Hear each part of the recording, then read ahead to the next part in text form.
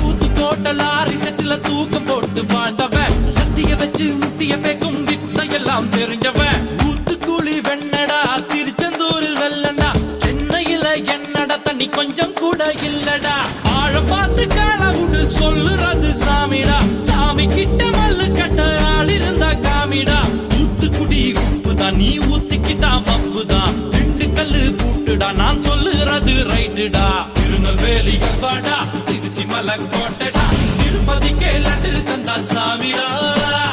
இருட்டு கட்ட அல்வாடா இட்லி கட்ட ஆயாடா உருட்டு கட்ட சத்தம் கெட்ட சாமிடா